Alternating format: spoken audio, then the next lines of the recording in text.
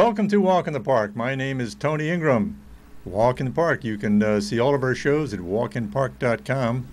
This week is the 29th of April. This is recorded. It's a Wednesday. Episode 102. The first showing will be on the 30th. But as I said, you can see all of our shows online when they get posted on my vid blog at walkinpark.com. So we're going to start off this show with going to Robert H. Treman State Park and take a look at some aerial pictures that we are privileged to have from photographer Bill Hecht, who lives in the Cayuga Lake area. And every once in a while he gets up in a plane and takes pictures like this.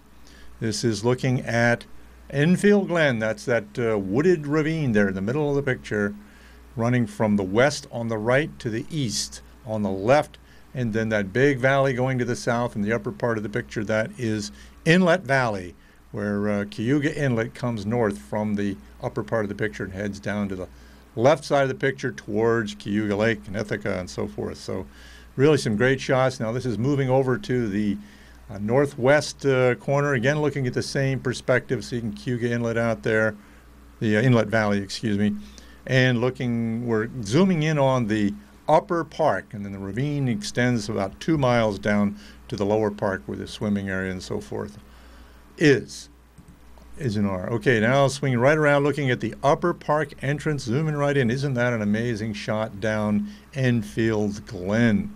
Thank you very much, Bill Hecht. Boom, zoom. Now we're looking right down the upper park, and right in the center there's a little parking lot there, and the right-hand side of the parking lot you might be able to see a little blue-gray dot. That is the old mill. It was built back in the 1830s, and it was a grist mill, the ground flour and other grains. And to the right of that, you might be able to make out a house, and that is the Miller's Cottage, built at the same time, the Miller's House. Those are the only two buildings surviving from the hamlet of Enfield Falls, which where the Robert H. Treman State Park, originally called Enfield Glen State Park, got its start. If you're around on Saturday, May 2nd, which is just like 3 days from when this is recorded, 2 days from the first showing of this show, they will have I Love My Park Day in the lower part of the park. Volunteers will come and do a number of things. And they're going to planting trees and assembling picnic tables and raking up leaves and sticks and so forth, and painting campsite posts and other things. So go to the Friends of Treman Park Friends of Robert H. Treman State Park website, and it'll give you links on how to sign up with this program, which is co-sponsored between an organization called Parks and Trails New York and the New York State Office of Parks and Recreation Historic Preservation. So now we're going to take a trip out of the area here, same time of year, but 4 years ago, I sort of fulfilled a minor dream, which was to go climb up a little mountain along the Hudson River. And let's go to where that is. This is, if you cross the Hudson River, you go down from here to New York City, say, you probably have gone across the bridge that goes at the bottom, across the bottom of this picture. That is the Tappan Zee Bridge, and you can see up in the center of the picture it says Tappan Zee in the Hudson River. And I've done that countless times because I've gone downstate for visiting family and so forth, and that's the way I usually go. And coming back from there, heading to the left, which is west, going home, I will look up the river, upstream. That would be up in this picture, and you can see a green area, and that is a park. And that park has a mountain in it. Okay, let's take a look at that. Now this is an aerial photo of not very good resolution of the Hudson River and the Tappan Zee, and there's the bridge crossing the river there. It was built back in the 50s, I believe, and they're replacing it now because it's getting too old. Now if you go just a little bit above center and to the left, you'll see the shoreline, and there's kind of a bluff area, kind of a dark spot right on the shoreline, left upper center. That's a cliff. That's a cliff. That is Hook Mountain, it's called. An aerial shot here.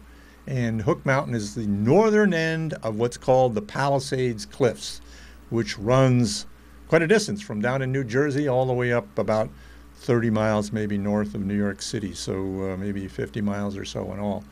And here's a picture of the Palisades Cliffs down in New Jersey, and across from Manhattan Island and the Bronx. And then here's a diagram of it. This is a sort of geologic diagram. This red line here represents what's called the Palisades Sill.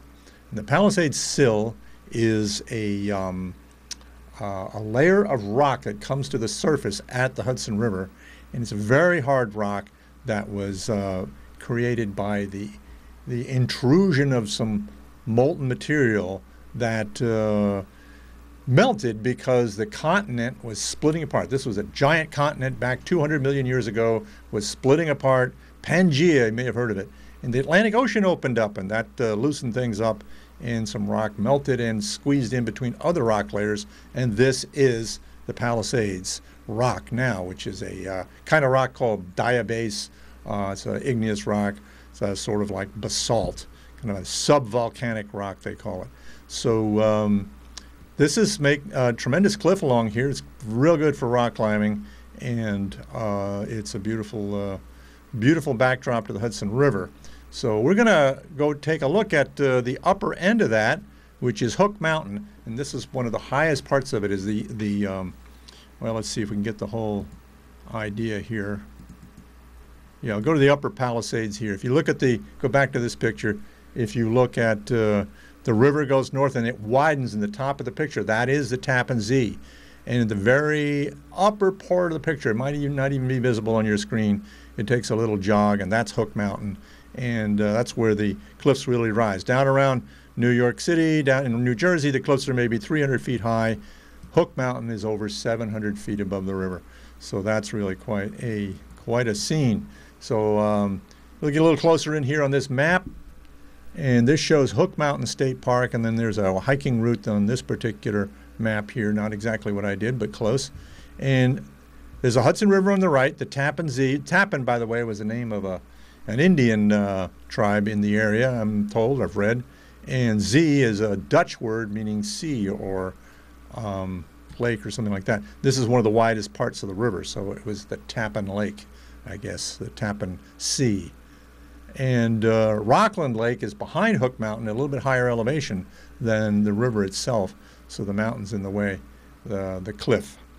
So what I did, every time I'd gone across the bridge, I would I look at that mountain, I say, gee, I want to hike up that mountain someday. So that's what I did 4 years ago, just this time of year. So I started off in Rockland Lake State Park. You can see that right there. There's actually 3 state parks there: Rockland Lake, Hook Mountain, and Nyack Beach, and we'll see a little bit of most of them. So I started out at Rockland Lake State Park, and I walked back in the woods and walked right down to, well, here's an aerial. There's a lake up there. I parked in the parking lot for the swimming area, and then took a trail down to the right of the cliffs there, and right on down to the shore. If you look in the lower left, you can see there's kind of a path along the shore. And I took that path for several miles down the shore, and this is a trail that's, at this portion of it, is a biking trail or a hiking trail. A lot of people on it, mostly some runners, mostly dog walkers and so forth, I saw that day. And look at the cliffs rising up above the river and the trail. The trail is right on the river, so that's really cool. Look at the cliffs rise up there, 720 feet or so. Really quite a dramatic cliff. You don't get high cliffs like that too often in the east, and this is one of the places. I think the highest place in the Palisades Sill is just north of here at High Tor State Park, where the cliff bends inland a little bit and then towers about 800 feet over the village of Haverstraw. But we're still down along the river in Hook Mountain and getting these incredible views up to the cliffs. One of the reasons this park was created was to protect the rock, because it was being mined for trap rock, for just rubble rock for using building roads and so forth. So people didn't want to see this incredible natural feature turned into just rubble. So folks protected it. It became a state park. So I walked all the way along the shore there to a little park. It's only about 76 acres, whereas Hook Mountain is several thousand. Nyack Beach State Park. It's a little access. I'm not sure there's any real swimming going on there, but it is a little access to the shore there. And there's this little cabin in the area there. It's kind of sweet. Hook Mountain and Nyack Beach State Parks were established and designated as national natural landmarks. So the Palisades site has been, this portion of the Palisades, I imagine the rest of it is too, is considered to have exceptional value as an illustration of the nation's natural heritage and contributes to a better understanding of man's environment. 1980, National Park Service, U.S. Department of the Interior. So the place has a special status. Okay, so now let's go take a look actually at the trail as we go up on the mountain. Here's, again, that map. I got down to the bottom of the map here and the bottom of the picture, and you can see how the cliff bends inland a little bit. And I hiked up on a trail, and the orange section of trail that crosses it's along the top of the cliff there. That's what I went up on. So I went along the shore, down to the bottom, and then up. Took the a long path, it's called. This is a big hiking trail in New York, but happens to go right along the Palisades shore. I think it starts down around George Washington Bridge in New Jersey, and on the Palisades, and goes all the way up. Well, let's see where it goes. It goes down from the lower Hudson above the Palisades Cliffs, all up through the Catskills and up to the southern Adirondacks. So that's quite a hiking path, and most of it's been finished, I think. I have a friend who's worked on it a lot. So we'll zoom into the section right on Hook Mountain and goes right along the ridge there and continues north up to that park up the upper part of the picture, if you can see it on your screen, is High Tor State Park, and that's where the highest point along the Palisades Hill is. But we won't go up there this time. Someday I'd like to. I went up there with my father many, many years ago. So let's go up the long path up onto the mountain. And there we go. The trail got pretty steep there. It got rocky in places. That was pretty neat. I had to take my time. And finally I got up on the first overlook and looking right down to the river. So the upper part of the picture is actually the river, not the sky. We're looking down. And those trees in the upper center there, those are along the shore. On the other side of those trees is where I had walked along initially. Continuing up along the ridge on the long path. Here's another view looking off the cliffs. So it's very dramatic up there. You get a little acrophobic up there because there's no railing or anything. Just a primitive hiking path through the woods in the fog. That was really pretty neat. So when I got up to on top of the ridge there, it was clear. I mean, it was a kind of a foggy day, damp day, but it got sunny later. But I found some what you would call some xeric plants, some real dry site plants. You don't usually see cactus in New York State, but here is some growing up on top of Hook Mountain. This is prickly pear cactus, and I was very delighted to see that. I know there are a few places in the east where it grows, but I didn't know it was here, and it was really fun to run across it. So you can see the cactus in among these rocks here. Really, really cool. Prickly pear. So here's another view looking off the cliff. We're getting up at the highest point here now, pretty much. But then in the woods, the spring wildflowers are coming out. These are called Dutchman's breeches. They should be coming out about now around here, too. So go out in the woods and look for Dutchman's breeches. So again, another view of the tremendous cliff. Yet back in the woods, just back from the cliff, is this little pool, what you'd call a vernal pool. And in the spring, vernal means spring. And you get a lot of pools. You get them around here, in the woods around here too, and they're very important for, particularly for amphibians. They will, salamanders and some frogs will be down in the mud there all winter, and they'll hibernate there, and then they'll come out in the spring and emerge from these vernal pools. So they're real important to the ecology of our forests and our wetlands and so forth. A minor wetland, it'll probably dry up later in the season, especially in a place where you have cactus around. Again, looking off another amazing view off the cliff here. And then looking north, when you get up the northern edge of Hook Mountain, looking north up the Hudson. And right in the center there, you can see a black dot, and that's actually a little lighthouse for boats. So, so upper center here, that's where I just was.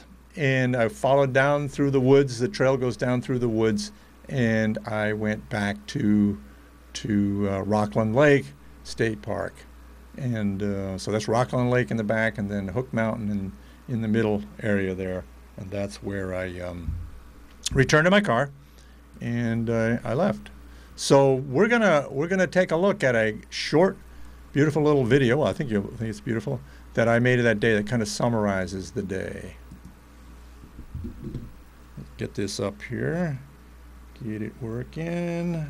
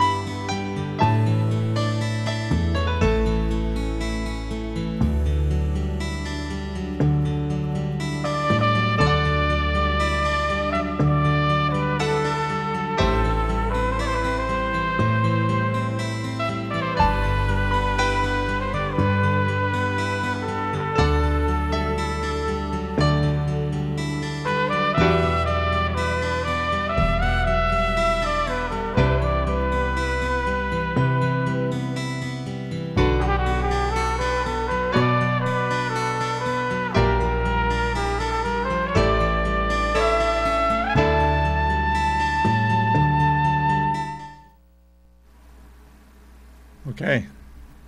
Well, that was kind of nice, I hope. I liked it anyway. There's some amazing places downstate. A lot of parks have been created along the Hudson. There's the Hudson Highland State Park, Bear Mountain, Harriman, High Tor, Tallman Mountain, Palisades, on and on. So lots of choices, lots of great hiking. The Long Path was created and maintained by the New York, New Jersey Trail Conference. Very active group. I used to be a member of it back years ago when I lived downstate. So, well, we've just emerged from a horrendously cold winter, and then we had a spring thaw. So let's take a look at a little video about spring thaw. Here, we'll get that up here in just a second. Okay.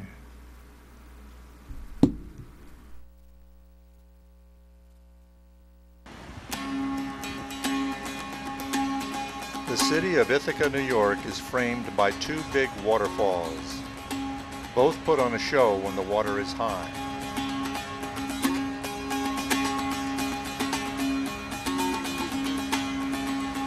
Ithaca Falls is at the city's northeast corner.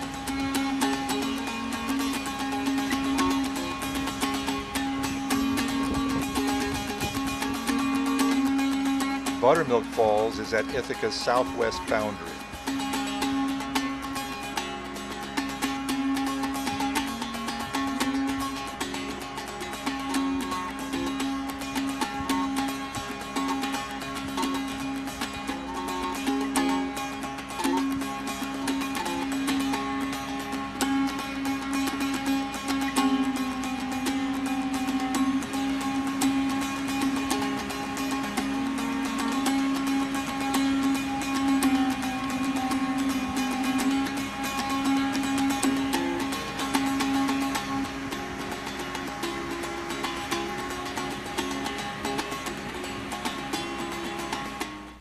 Okay, Well, the thaw is over, and but some people didn't realize that the gorges were earlier this month still full of ice, even after the snow had melted off the hills.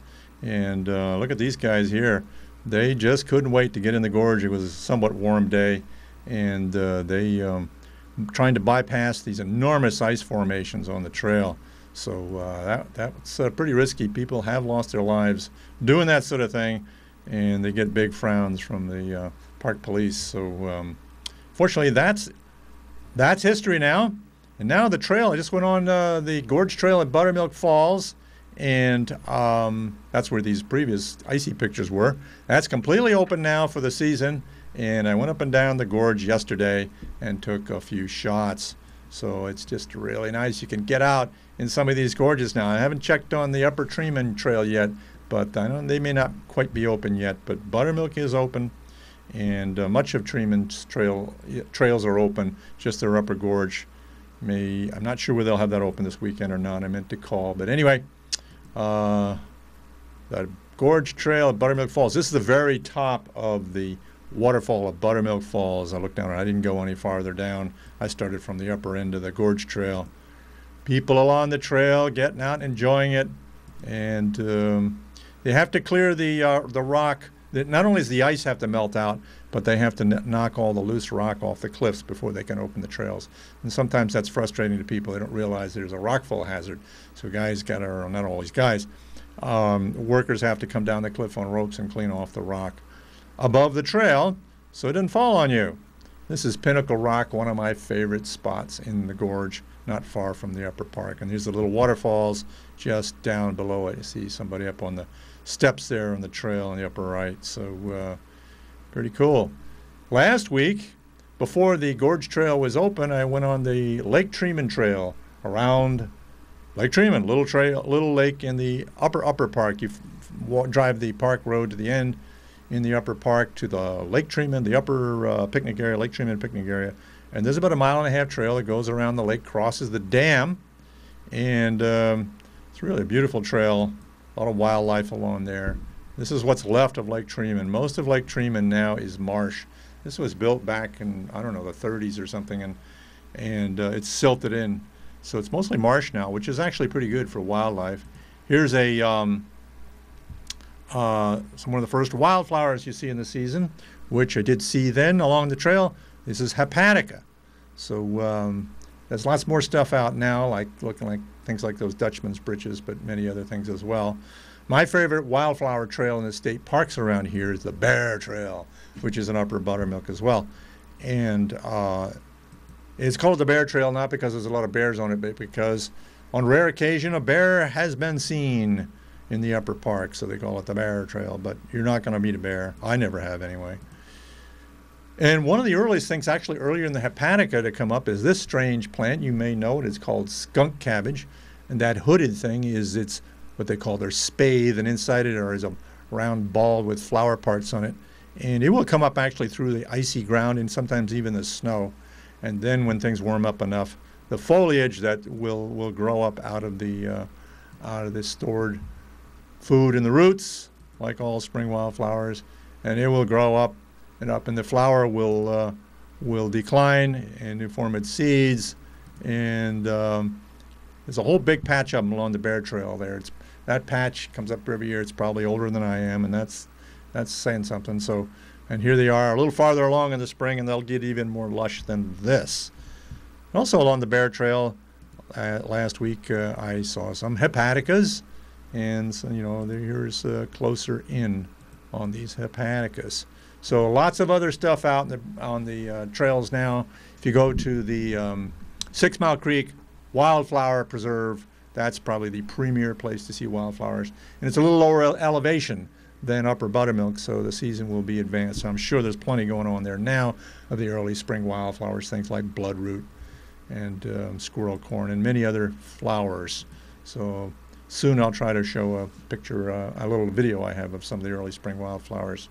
But right now we're going to take a look at one more little video clip here of Watkins Glen. This is going to be like the summer, so we're going to take a little trip to Watkins Glen.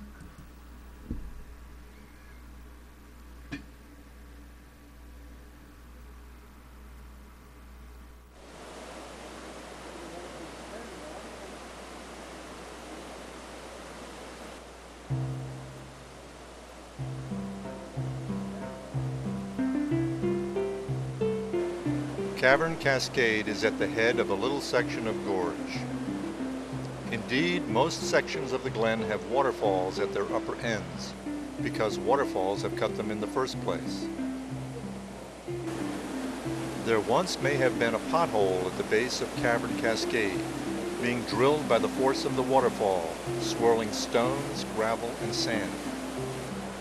If so, the downstream rim of the pothole eroded away long ago. Indeed, Cavern Cascade may have been located back at the staircase where Minnehaha Falls is today, and it may have drilled successive potholes back into the hill, leaving narrow cavern gorge behind. This is the way most of Watkins Glen has been formed, by the force of water using stones and grit to drill potholes in the bedrock over thousands of years.